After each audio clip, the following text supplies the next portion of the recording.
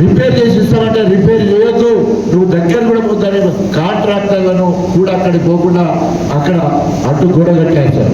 So ఆ రకంగా మేము నిన్న పోయి చూస్తే చెక్కు చెదరకుంటున్నది. ఒక్కడి మాత్రం గీత పడ్డ మాట వాస్తవం, అది ఎప్పుడో రిపీట్ చేయాల్సిన అవసరం ఉన్నది.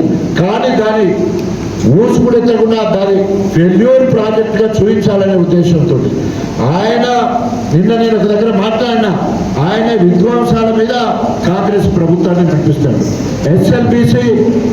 ఎస్ఎల్బిసి భూతబడి కూలిపోతే 8 మంది సజీవ దహనం అయితే ఇప్పటి వరకు పట్టించుకోలేదు. పెద్దవాగు అని చెప్పేసి అసరాపేటలో 2 సార్లు పెద్దవాగు మరి కల్వర్ట్ కూలిపోతే అది ఇప్పటి వరకు రిపేర్ లేదు. అదేవిధంగా పాలమూరు రంగారెడ్డి ప్రాజెక్టులో భాగంగా ఒక పంప్ హౌస్ మరి మునిగిపోయి కూలిపోతే డయాఫ్రామ్ కూలిపోతే దానికి రిపేర్ లేదు. సుగ్గిసాల తాగునీరు ఇస్తుంది హైదరాబాద్కు, దాని రిపేర్ లేదు. ఇవేమో రిపేర్ చేయలేదు, రెండోదేమో కూడగొట్టుడు, హైడ్రా పేరుతో కూడగొట్టుడు, అదేవిధంగా మూసి ప్రక్షాళన పేరుతో కూడగొట్టుడు. మొత్తం మీద ఆయన లక్ష్యం ఏంటంటే, కడియం శ్రేణి లక్ష్యం ఏంటంటే, రేవంత్ రెడ్డి లక్ష్యం ఏంటంటే డిస్ట్రిక్ట్ నేచర్. అక్కడ ఆయన చేస్తే నేనేమన్నా తక్కువ అని చెప్పేసి కడియం శ్రేణి గడ్పూర్లో మండల కాంప్లెక్స్ పేరు మీద అక్కడున్న ఎంపీ ఆఫీస్ మొత్తం కూడగొట్టేసాడు. మొత్తం కూడా రేవంత్ రెడ్డి కూడగొట్టాలనేది నేను కూడగొడతామని చెప్పి ఈయన కూడా కూడగొట్టే కార్యక్రమం ఏర్పాటు చేసింది. కాబట్టి ఈరోజు మొత్తం కూడా డిస్ట్రిక్ట్ నేచర్ అంటే మొత్తం విధ్వంసం చేయడమే రేవంత్ రెడ్డి. ఎందుకంటే రేవంత్ రెడ్డి అంటే రాక్షసుడు, రాక్షసుడు లక్షణం ఏముంటుంది, మొత్తం కూడా భక్షించడమే ఉంటుంది. మనుషుల ప్రాణాలతో ఆడుకోవడం ఉంటుంది, మనిషి ప్రాణాలు తీయడమే ఉంటుంది. రాక్షసానందం అయినా మాట్లాడతాడు రేవంత్ రెడ్డి. ఏమని మాట్లాడతాడు? ప్రజలే కోరుకుంటున్నారు, నేను తప్పు చెప్తాంటే చూడాలని చెప్పేసి ప్రజలే కోరుకుంటున్నారు. దొంగ హామీలు ఇస్తే వాళ్ళు నన్ను మెచ్చుకుంటారు, నేను ఏం చేయకుండా కూడా వాళ్ళు నన్ను ఏమన్నారు అని చెప్పేసి నిస్సిగ్గుగా మాట్లాడుతుంటాడు. ఇదే రేవంత్ రెడ్డి పోవాలి, కేసీఆర్ రావాలి. రేవంత్ 40 సంవత్సరాల సుదీర్ఘ రాజకీయ జీవితం, 7 సార్లు ఎమ్మెల్యేగా గెలిచిన సుదీర్ఘ నాయకుడు, విసిగి వేసారి ఇచ్చిన హామీలు నెరవేర్చక కేంద్రాన్ని గుట్టలు వేసుకొని మరి నెలకు ఏటీఎం లాగా తెలంగాణ పైసలన్నీ దోసి మరి రాహుల్ గాంధీకి పంపిస్తున్నాడు. కాబట్టి ఇవాళ రేవంత్ రెడ్డి గుట్టలో రాహుల్ గాంధీ ఉన్నారు అని చెప్పే కార్యక్రమం మాట్లాడడం జరుగుతోంది. కేసీఆర్ గారి నాయకత్వం, కేటీ రామారావు గారి నాయకత్వం, తెలంగాణ విద్యార్థి అమర వీరులకు జై లింగాల గంపు, జై లింగాల గంపు, తాటికొండ రాజన్న నాయకత్వం. ఈరోజు లింగాల ముఖ్య కార్యకర్తల సమావేశానికి అధ్యక్షత వహించిన సోదరులు, తెలంగాణ ఉద్యమకారులు, మొట్టమొదటి వైస్ ఎంపీపీగా లింగాలగంపలో పదవి బాధ్యతలు చేపట్టి మరి ఈ రోజు వరకు పార్టీలో ఉంటూ ఈరోజు మరింత బాధ్యతాయుతంగా పనిచేయడానికి కన్వీనర్గా మరి ఎన్నిక కాబట్టి పార్టీని నడిపించడానికి బాధ్యత తీసుకున్న శేఖర్ గారికి, అదేవిధంగా ఇంతకుముందు మనందరి పేరు చెప్పుకున్నాం పెద్దలు సెలవుల సంపత్, అదేవిధంగా పెద్దన్న దుంపాల భాస్కర్ రెడ్డి గారు, కుమార్ గౌడ్ గారు, అదేవిధంగా మన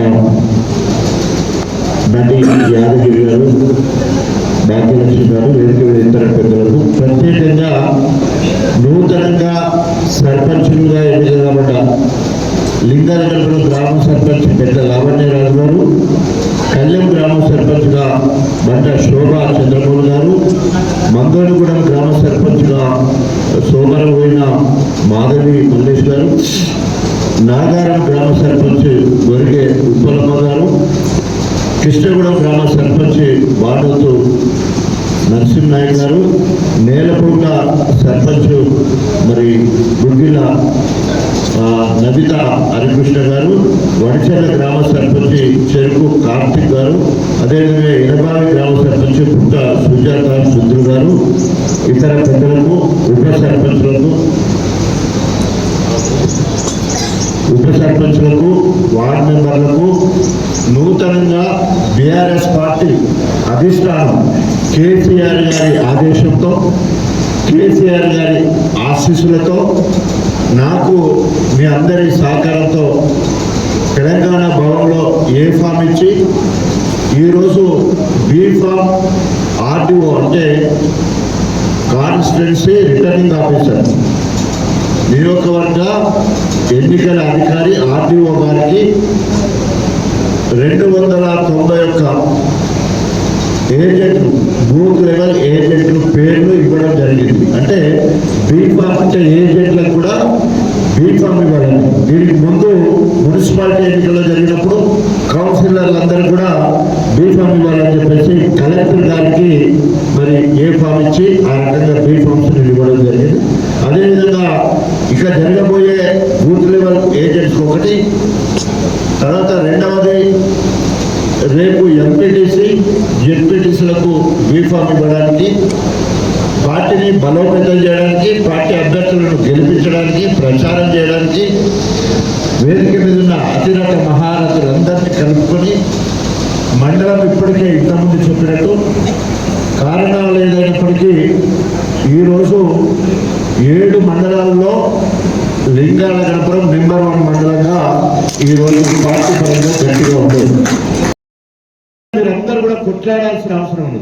ఒకవేళ కనుక ఈరోజు మా సర్పంచ్లు ఎవరైతే 9 మంది 8 మంది ఉన్నారో మీరు దిమ్మ దిగాల అధికార పార్టీ కంటే గ్రామ సభ జరిగేటప్పుడు గ్రామ సభలో ఏ ముఖం పెట్టుకుని మీరు కూర్చున్నారు, నేను ఈ గ్రామ సభను బహిష్కరిస్తున్నాను, బయటకు రావాలి. 2500 రూపాయలు మహిళకి ఉంటా, 2000 పెన్షన్, 4000 అన్నావు, పెన్షన్ వచ్చి మా ముసలి అడుగుతాను, పెన్షన్ పెంచితే నేను ఇక్కడ కూర్చుంటా. ఇల్లు ఎవరు ప్రపోజ్ చేయాలి? సర్పంచ్ గ్రామ సభ పెట్టి ప్రపోజ్ చేయాలి. అట్లా కాకుండా ఏ కాంగ్రెస్ వాడన్నా రాసిస్తే ఇచ్చేది ఉంటే వెంటనే అక్కడ లిస్టు మీద ఇది ప్రజాభిప్రాయం కాదు అని చెప్పేసి సర్పంచ్ గారు కలెక్టర్ ఆఫీస్ లో ఒక లెటర్ పెట్టేశారు. ఇది ప్రజాభిప్రాయం కాదు, గ్రామ తీర్మానము చెయ్యలేదు అని చెప్పి సర్పంచ్లు ఒక లెటర్ పెట్టాలి. ఉట్టినే ఇప్పుడు వాళ్ళది అధికారం ఉండదు, మనం ఏం చేద్దాం? Nothing doing. ఈ రోజు కేసీఆర్ గారు సర్పంచ్ ఏమన్నాడు? కథానాయకుడు అన్నాడు. కథానాయకుడు అంటే సర్వం ఆ ఊరు కష్టాలు సుఖాలు అన్ని మొత్తం కూడా సర్పంచ్ గారు చూసుకోవాలి. ఇలా ఏదన్నా ఊర్లో కమ్యూనిటీ హాల్ వచ్చింది, మహిళా కమ్యూనిటీ హాల్ వచ్చింది, అది ఈజీఎస్ కు సంబంధించిన పని. ఈజీఎస్ పనులు మొత్తం కూడా డైరెక్ట్ గా కేంద్ర ప్రభుత్వము రాజకీయ పార్టీల ఖచ్చితంగా సర్పంచ్లుగా బాధ్యత అప్పచెప్పింది. ఆ బిల్లు రావాలన్నా కూడా సర్పంచ్ గారు సంతకం పెడితేనే ఆ 10 లక్షల రూపాయలు వస్తాయి. సీసీ రోడ్ ఏమైనా చేస్తే సర్పంచ్ గారు వీడిసి ఇవ్వాలి, తీర్మానం చేస్తేనే వాళ్ళకు కూడా బిల్లు వస్తాయి. మీ పవర్ తక్కువ. అంజనేయుడి బలం అంజనేయుడికి తెలియదు. జాంబవంతుడు చెప్పే వరకు అంజనేయుడి బలం అంజనేయుడికి తెలియదట. ఇవాళ జాంబవంతుడి వారసుడు నేను, ఎస్సీ మాదిగ బిడ్డ నేను చెప్తున్నా, మీ అందరికి పెద్ద దిక్కుగా నేనుంటా.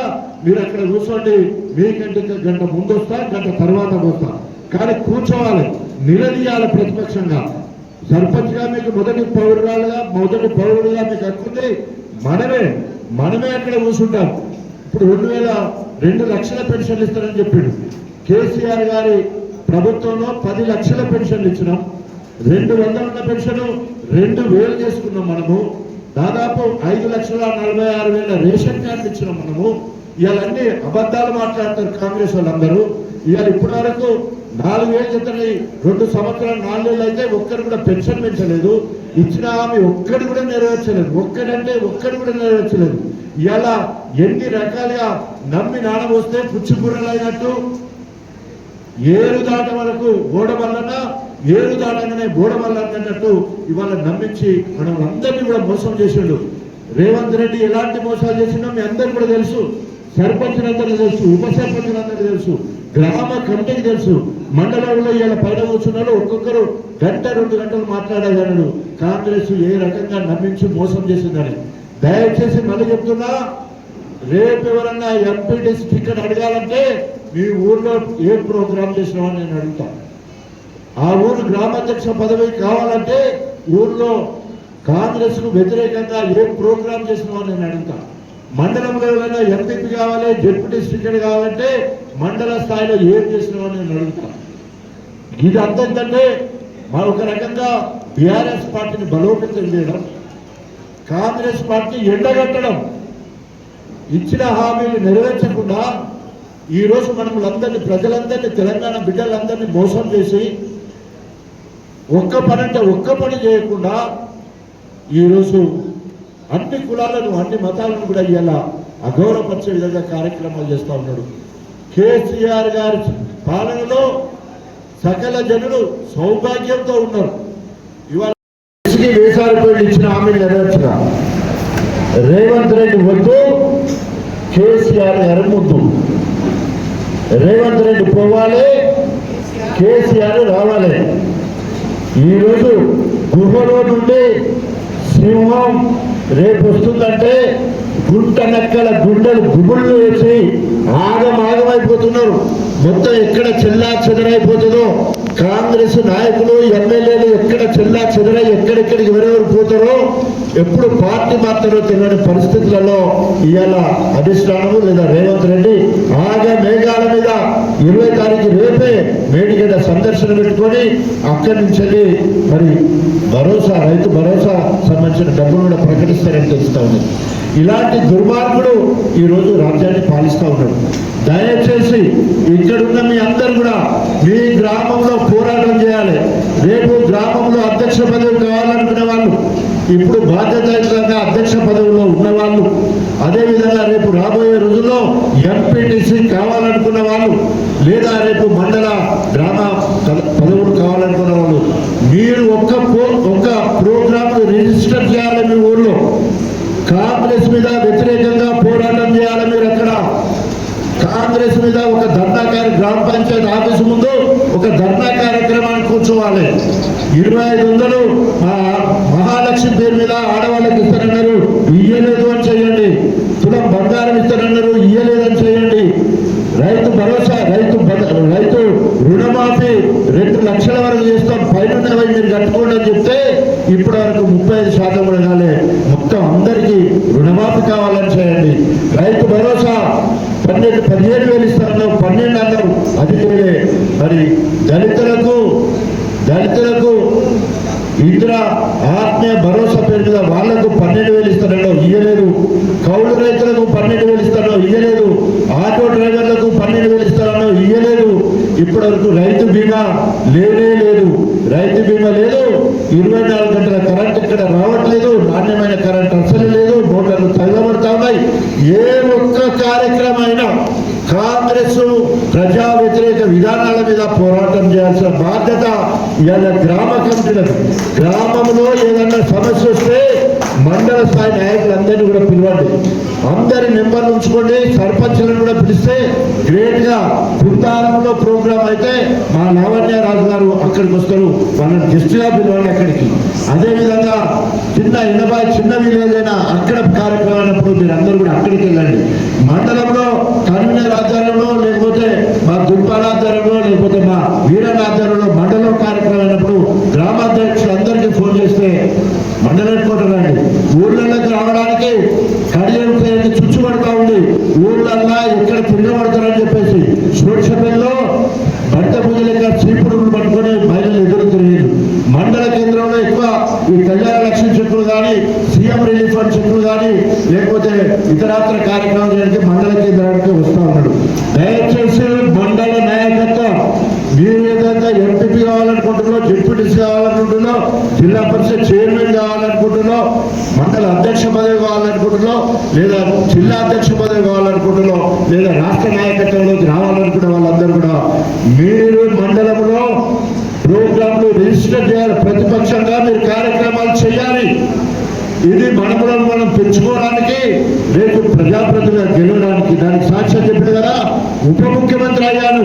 13 ఏళ్ళు కొట్లాడి 12 ఏళ్ళ అరణ్యవాసం, సంవత్సరం అజ్ఞాతవాసం, 13 ఏళ్ళు కొట్లాడితే కేసీఆర్ గారి ఆశీస్సులతో ఈ రాష్ట్రానికి ఇచ్చిన ఉప ముఖ్యమంత్రి అయ్యా. ఎస్సీలకు 10 లక్షల రూపాయలు దళిత బంధు పేరు మీద 100 మాత్రమే ఇచ్చిన నియోజకవర్గానికి 1100 ఇచ్చే క్రమంలో ఆపేసిన నేను 12 లక్షల రూపాయలు అంబేద్కర్ ఆత్మీయ భరోసా పేరుతోటి మరి 12 లక్షలు ఇస్తారన్న ఒక్క పైసా ఇయ్యలేదు. రాజీవ్ యువ వికాస్ కింద 5 లక్షల రూపాయలు ఇస్తారు, ఒక్క రూపాయి ఇవ్వలేదు. రిజర్వేషన్లు 17% కాదు 18% అన్నారు, రిజర్వేషన్ పెంచలేదు. ఎస్సీలకు ఎక్కడైతే ఎస్ఐ భూములు ఉంటాయో వాళ్ళని వాపసు తీసుకున్నాం, గవర్నమెంట్ తీసుకుంటే అన్నారు, తీసుకోలేదు. ఎస్ఐ భూములు ఇస్తారని చెప్పిండు, ఇంకా ఇవ్వలేదు.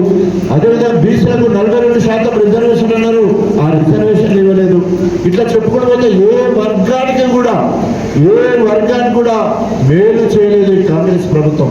దయచేసి దంచుకుంటడానికి చేతి నిండా కాంగ్రెస్ తిట్టడానికి కావాల్సిన మాటలు ఉన్నాయి. ఏ రకంగానైనా తిట్టొచ్చు. పోనీ నాయకుడే మనం వచ్చుకున్నాడంటే ఆయన ఇంటితో పోయినాయి, ఓట్లేసిందేమో మనమాయే. ఇలా కాంగ్రెస్తోనేమో కుడకబట్టేది. అరే పాలేమో ఇక్కడ కట్టించుకొని ఎక్కడో పోయి సంసారం చేయబట్టే ఎంత సిగ్గుచేటు. రేవంత్ రెడ్డి అంటాడు, రేవంత్ రెడ్డి ఏమంటాడు, నువ్వు పోయి చెప్పు నేను బీఆర్ఎస్ పార్టీ ఎమ్మెల్యేనని చెప్పమంటాడు. సిగ్గుండాలి రేవంత్ రెడ్డికి, సిగ్గుండాలి. నేను నమ్ముకొని దగ్గరకు వస్తే నువ్వు బీఆర్ఎస్ పార్టీ అని చెప్పుకోపో అంటే ఈయన నేను బీఆర్ఎస్ పార్టీ ఎమ్మెల్యేనని అఫిడవిట్ ఇస్తాడు. దాన్ని స్పీకర్ గారు బలపరుస్తాడు. కడియశ్వరి మరి పార్టీ ఫిరాయించలేదని చెప్తాడు. సిగ్గుండాలి కదా. ఇవాళ అసలు సిసలైన ఇండియా కాంగ్రెస్ లో కుంచిన పేర్లకు పడి ఉంటే అవకాశవాద రాజకీయాలు చేసి కడియశ్వరి తన అనుచరులు ఎవరైతే అవకాశవాదులను వాళ్ళు రాజ్యం వెళ్తున్నారు. కడియశ్వరి వెంబడిన వాళ్ళు ఎవరు కడియశ్వరికి ఓట్లు వేయలేదు, కడియశ్వరికి ఓట్లు వేయలేదు. ఎందుకంటే అంత ముందే వీళ్ళంతా కూడా పార్టీ మారేళ్ళు కాంగ్రెస్కి వెళ్ళింది. కాంగ్రెస్ ఓట్లు ఎత్తే గెలవలే కడియశ్వరి, బీఆర్ఎస్ పార్టీ ఓట్లు ఎత్తే గెలిచిండు. అడిగే హక్కు మనకే ఉన్నది, తిట్టే హక్కు మనకే ఉన్నది, నిలదీసే హక్కు మనకే ఉన్నది, తరిమి కొట్టే హక్కు మనకే ఉన్నది. ఏ ఊరికి వచ్చినా తరిమి కొట్టాలి, మండల కొట్టే విరిగియాలి.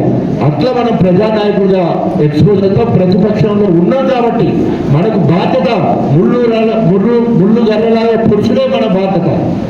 అదేవిధంగా ముళ్ళుగానే తిట్టే బాధ్యత మనకే ఉన్నది. 2 రకాల బాధ్యత, గెలిపించిన వాళ్ళని తిట్టచ్చు, అదేవిధంగా ప్రతిపక్షంలో ఉన్నాం కాబట్టి తిట్టచ్చు.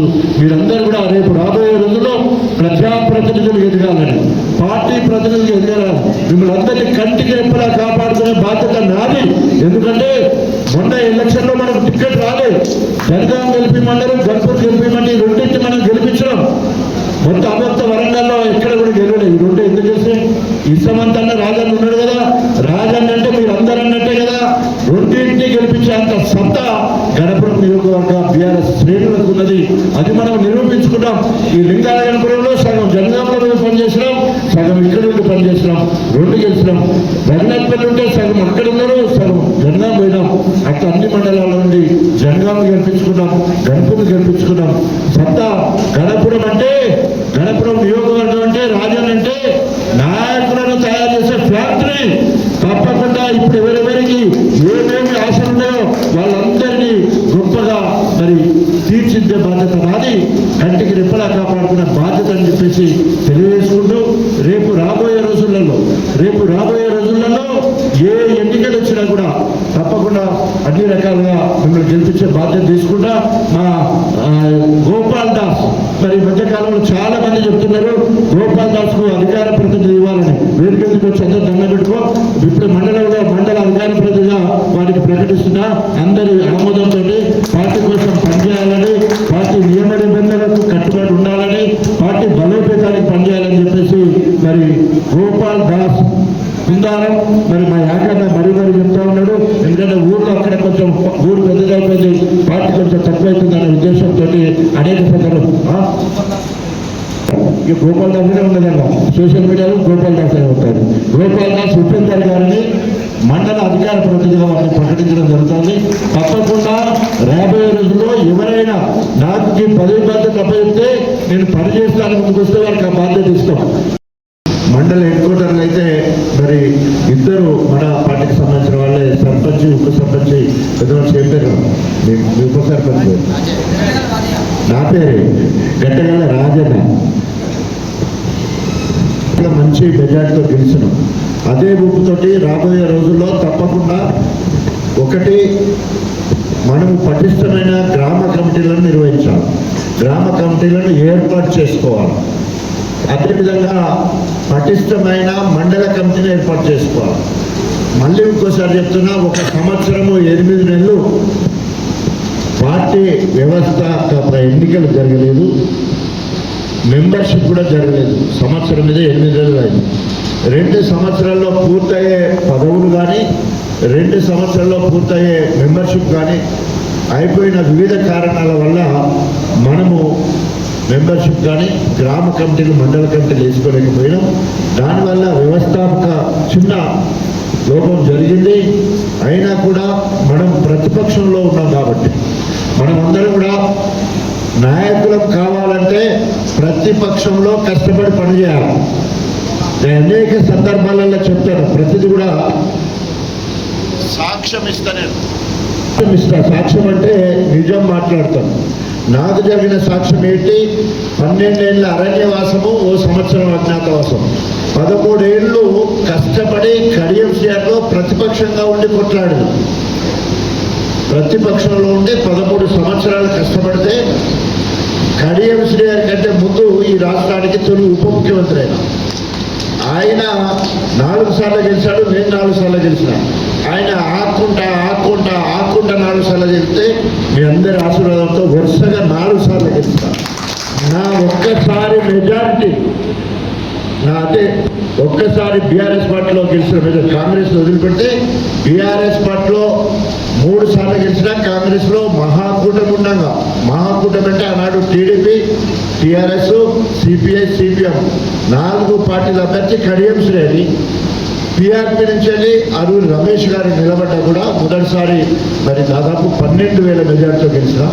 తర్వాత 33, 58, 37 ఈ 3 మెజార్టీలో ఆయన 4 సార్లు గెలిచింది. నా ఒక్కదానితో సగం మాత్రమే. ఎందుకంటే 4,000 మొన్న 7,000 అంటే మొత్తం కలిసి 15,000 మెజార్టీ కడియం శ్రేణి 3 సార్లు కలిస్తే నేను 33,000, 58,000, చివరికి మొన్న 37,000. నేను ఓడిపోలేదు. కేసీఆర్ గారి ఆదేశం మేరకు జనగాం ఇన్ఛార్జిగా గణపురాన్ని గెలిపించే బాధ్యత, జనగాం గెలిపించే బాధ్యత ఇచ్చినాం. కాబట్టి కేసీఆర్ గారు నా దేవుడు, నన్ను ఈ రాష్ట్రానికి తొలి ఉప ముఖ్యమంత్రి చేశాడు. కృతజ్ఞతా భావంతో ఉండాలి. ఇది చరిత్రలో మిగిలిపోయింది. తెలంగాణ ఉన్నంత కాలము who is the first deputy CM of Telangana అని ఇంకా ఎక్కడ ఇంట్రెన్స్కి వచ్చినా కూడా డాక్టర్ తాటికొండ రాజయ్య మాదిగా చెప్పేసి వస్తుంది. దానికి ఎవరైతే రాస్తారో వాళ్ళకు మాత్రమే మార్పు వస్తుంది, నౌకరు వస్తుంది, లేకపోతే పోతుంది. సో అలాంటి గొప్ప వరం నా రాబోయే తరాలు మన్మన్లు, మునుమన్మన్లు, వాళ్ళ మన్మన్లే వాళ్ళన్నా కూడా తెలంగాణ రాష్ట్రం ఉంటుంది. తొలి ఉప ముఖ్యమంత్రిగా డాక్టర్ రాజయ్య పేరు ఉంటుంది. అది ఎంత సాధ్యమైంది? ప్రతిపక్షంలో ఉన్నప్పుడు పోరాటాలు చేయడం వల్లనే. దయచేసి పోరాటాలు చేయడం వల్లనే. పోరాటం చేస్తే బానిస సంఖ్యలు పోతాయి. మనమందరం నాయకులుగా తయారవుతాం. ఈరోజు మీ అందరితో మాట్లాడేది అంశం అదే. 2 సంవత్సరాల 4 నెలలు ఇవాళ కాంగ్రెస్ పార్టీ అధికారంలోకి వచ్చి ఈ 2 సంవత్సరాల 4 నెలల రోజుల్లో మనము చేసిన పోరాటం ఏంటి? మన ఊర్లో మనం ఏం పోరాటం చేసినాం, మన మండలంలో ఏం పోరాటం చేసినాం. ఇప్పుడు మన వాళ్ళందరూ కూడా వేదిక మీద ఉన్న వాళ్ళందరూ, కింద ఉన్న వాళ్ళందరూ కూడా రేపు బీఫామ్ వస్తే గెలుస్తాం అన్నట్టు ఉంటున్నారు. బీఫామ్ రావాలంటే ఆ ఊర్లో కాంగ్రెస్ పార్టీ నమ్మించి మోసం చేసిన వాటి మీద మనం ఎక్కడన్నా మాట్లాడుతున్నామా? అనేక సార్లు కేసీఆర్ కావచ్చు, నేను కావచ్చు, అనేక రకాల స్టేట్మెంట్ ఇచ్చినాం. ఏమని? గ్రామాలకు కడియం శ్రేణి రానియొద్దు, మన ఓట్లతో గెలిచి మనములను నమ్మించి మోసం చేసి కేసీఆర్ గారి దగ్గర గుండెనక్కగా ఉండి కేసీఆర్ గారిని నమ్మించి మోసం చేసిండు.